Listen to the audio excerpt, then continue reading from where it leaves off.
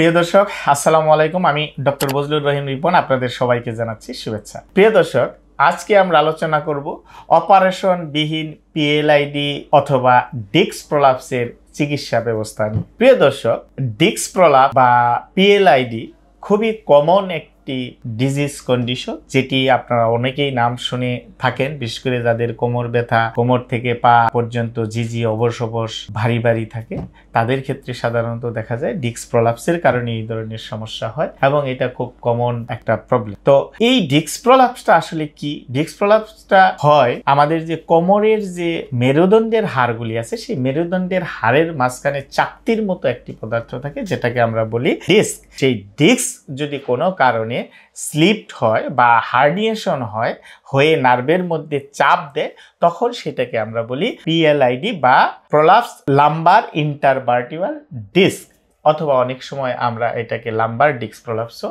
বলে থাকি। এটা সাধারণত কোনো ইনজুরির কারণে হতে পারে, কোনো ডিজেনারেটিভ চেঞ্জের কারণেও হতে পারে। আবার অনেক সময় দেখা যায় যে আমরা ভারী কোনো জিনিস যখন উঠাতে যাই, হঠাৎ করে কোমরে টান লেগেও আমাদের ডিস্ক প্রলাপস হতে পারে। এরকম অনেক কারণ আছে ডিস্ক প্রলাপসের।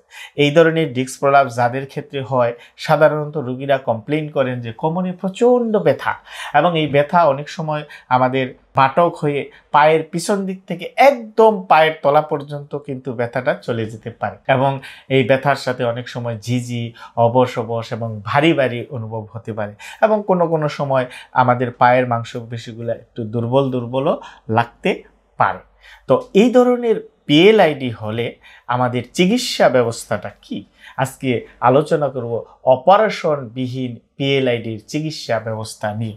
তো প্রিয় দর্শক, বিভিন্ন গবেষণায় দেখা যায় যে প্রায় 80 থেকে 90% পিএলআইডির রোগী কিন্তু অপারেশন ছাড়াই শুধু কনজারভেটিভ ট্রিটমেন্টের মাধ্যমে সুস্থ হওয়া সম্ভব।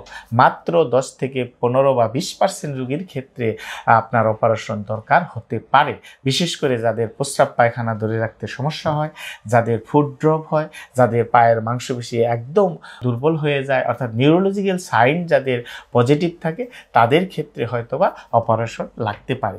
কিন্তু বাকি যে 80 থেকে 90% পিএলআইডি রোগী, তারা কিন্তু শুধু কনজারভেটিভ চিকিৎসার মাধ্যমেই সুস্থ হওয়া সম্ভব।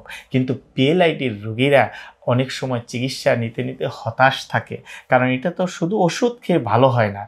নানানজন নানান ধরনের কথা বলে, কেউ বলে যে প্যারালাইজড হয়ে যাওয়ার সম্ভাবনা থাকে, কেউ বলে অপারেশন করতে হবে, নানান কথা বলে তখন রোগীরা কিন্তু সাইকোলজিক্যালি অনেক দুর্বল হয়ে যায়।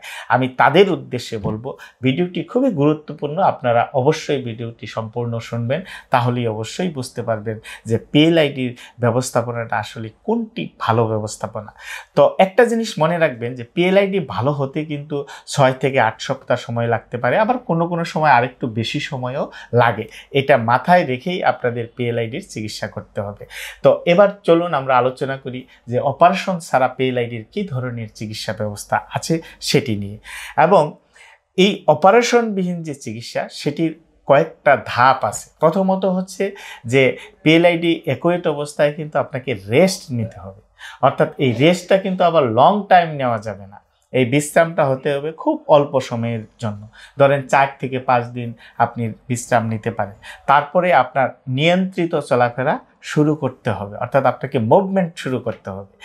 দ্বিতীয় ধাপ হচ্ছে কিছু ওষুধপত্রের ব্যাপার আছে, কিছু ব্যথানাশক ওষুধ, কিছু মাসল রিল্যাক্সেন্ট, কিছু নার্ভ রিলেটেড ওষুধ আপনি খেতে পারেন আপনার পেইন এবং ইনফ্ল্যামেশন কমানোর জন্য। তৃতীয়ত হচ্ছে, যেটি সবচেয়ে গুরুত্বপূর্ণ, অপারেশন ছাড়া যদি আপনি ভালো করতে চান, সেটি হচ্ছে ফিজিওথেরাপি। প্রিয় দর্শক, এই ফিজিওথেরাপি চিকিৎসা কিন্তু পিএলআইডির জন্য নন অপারেটিভ ক্ষেত্রে সবচেয়ে গুরুত্বপূর্ণ ভূমিকা পালন করে। এখন ফিজিওথেরাপিটা কিন্তু আবার প্রপার জায়গা থেকে, প্রপার ফিজিওথেরাপি চিকিৎসকের কাছ থেকে কিন্তু আপনাকে নিতে হবে, কারণ ফিজিওথেরাপি একটা স্পেশালাইজড চিকিৎসা পদ্ধতি। এই ফিজিওথেরাপি চিকিৎসার মধ্যে আবার কয়েকটা ভাগ আছে। প্রথমত এক্সারসাইজ, বিশেষ করে ম্যাকেনজি এক্সারসাইজটা খুবই গুরুত্বপূর্ণ পিএলআইডি রোগীর ক্ষেত্রে এবং ডিস্ককে সেন্ট্রালাইজ করার জন্য, এবং এর সাথে কিছু স্ট্রেংথেনিং এক্সারসাইজ করা যেতে পারে, কারণ পিএলআইডি হলে অনেক সময় কোমরের পেছনের মাংসপেশিগুলো দুর্বল হয়ে যায়। সেই দুর্বল মাংসপেশিকে শক্তিশালী শক্তিশালী করার জন্য আপনার স্ট্রেংথেনিং এক্সারসাইজ খুবই গুরুত্বপূর্ণ। এবং এর সাথে আপনার কিছু manual therapy, specially joint mobilization বা সফট টিস্যু মোবিলাইজেশন খুবই কার্যকরী ভূমিকা পালন করে আমাদের মাংসপেশির টেনশনটাকে রিলিভ করার জন্য। এবং এর সাথে নার্ভ গ্লাইডিং এক্সারসাইজ খুবই গুরুত্বপূর্ণ, বিশেষ করে যাদের জিজি, যাদের পা অবশ অবশ, ভারী ভারী বা দুর্বল লাগে, তাদের ক্ষেত্রে কিন্তু নার্ভ গ্লাইডিং এক্সারসাইজ খুবই চমৎকারভাবে কাজ করে। এবং কোনো সময় দেখা যায় যে আমাদের একটু পেলভিক ট্রাকশনও অনেক সময় কার্যকরী ভূমিকা পালন করে পিএলআইডি রোগীদের ক্ষেত্রে। এবং ফিজিওথেরাপির লাস্ট স্টেপে এসে আমাদের যেটি করা দরকার সেটি হলো কিছু ইলেকট্রিক্যাল মোডালিটিস, বিশেষ করে আল্ট্রাসাউন্ড থেরাপি, টেন্স, আইএফটি, এই মোডালিটিসগুলি কিন্তু আমাদের পিএলআইডি রোগীদের জন্য অনেক কার্যকরী, কারণ এগুলি পেইনটাকে কমায়, ইনফ্লেমেশন কমায়, মাসল স্পাজম থাকলে সেগুলি কমায়। তো সর্বশেষ যেটি 4 নাম্বার ধাপ, সেটি হচ্ছে লাইফস্টাইল মডিফিকেশন, যেটি খুবই গুরুত্বপূর্ণ পিএলআইডি রোগীদের জন্য। অর্থাৎ আমাদের জীবনযাত্রার পরিবর্তন করতে হবে। আমরা যে কাজকর্ম করি সেই কাজকর্মগুলি, যে কাজ করলে আমাদের ব্যথা বাড়তে পারে, সেগুলিকে মডিফাই করতে হবে, অর্থাৎ অ্যাক্টিভিটি মডিফিকেশন করতে হবে 1 নাম্বার। 2 নাম্বার হচ্ছে যাদের অতিরিক্ত ওজন, তাদের অবশ্যই ওজন নিয়ন্ত্রণ করতে হবে।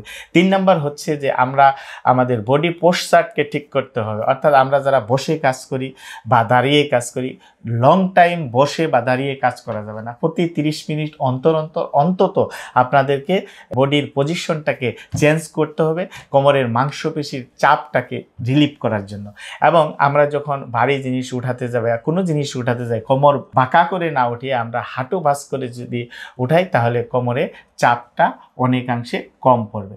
এবং আমরা কোনো সময় আমাদের কোমরকে সাপোর্ট করার জন্য লাম্বার কোর্সেট ইউজ করতে পারি, এবং আমরা যারা বসে কাজ করি তাদের জন্য লাম্বার রোল ব্যবহার করতে পারি আমাদের ব্যাক সাপোর্ট দেওয়ার জন্য। তো এই নিয়মগুলি যদি আমরা মেনে চলি এবং পূর্ণাঙ্গ ফিজিওথেরাপি চিকিৎসা গ্রহণ করি, তাহলে কিন্তু অপারেশন ছাড়াই 80 থেকে 90% রোগী পরিপূর্ণভাবে সুস্থ হওয়া সম্ভব। সুতরাং প্রিয় দর্শক, আপনাদের যাদের এই ধরনের পিএলআইডির সমস্যা আছে, তারা অবশ্যই হতাশ না হয়ে অবশ্যই একজন বিশেষজ্ঞ ফিজিওথেরাপি চিকিৎসকের তত্ত্বাবধানে যদি আপনি প্রপার ফিজিওথেরাপি চিকিৎসা গ্রহণ করেন, আশা রাখি আপনি সম্পূর্ণরূপে সুস্থ হয়ে যাবেন ইনশাল্লাহ। তো ভালো থাকবেন সবাই। কথা হবে পরবর্তীতে অন্য কোনো বিষয় নিয়ে। সে পর্যন্ত আমাদের সাথেই থাকবেন। ধন্যবাদ সবাইকে। আসসালামু আলাইকুম।